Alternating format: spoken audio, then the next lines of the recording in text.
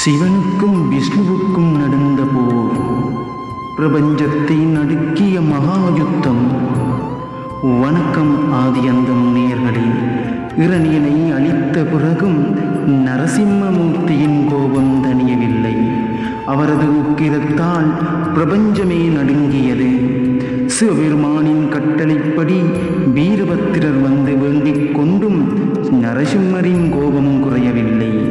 மாறாக விபரீதம் தொடங்கியது. ஆக்ரோஷமான நரசிம்மர் நடுக்கமுற்ற தேவர்கள். சரபேஸ்வரரின் அவதாரம்.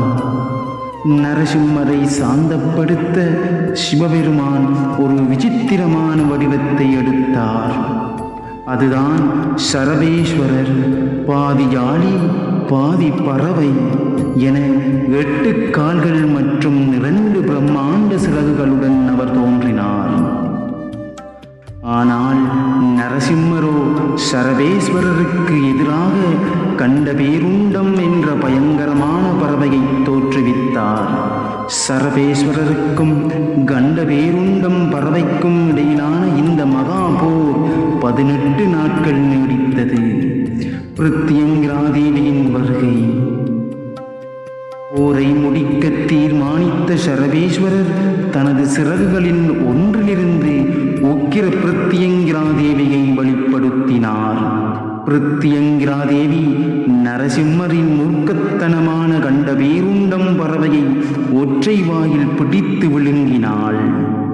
சினம் தணிந்த விஷ்ணு பகவான் தனது தவறை உணர்ந்து சாந்த நிலைக்கு திரும்பினார். நடந்த நிகழ்வுகளுக்காக வருந்திய விஷ்ணு பகவான் சிவபெருமானை 18 ஸ்லோகங்களால் துதித்தார்.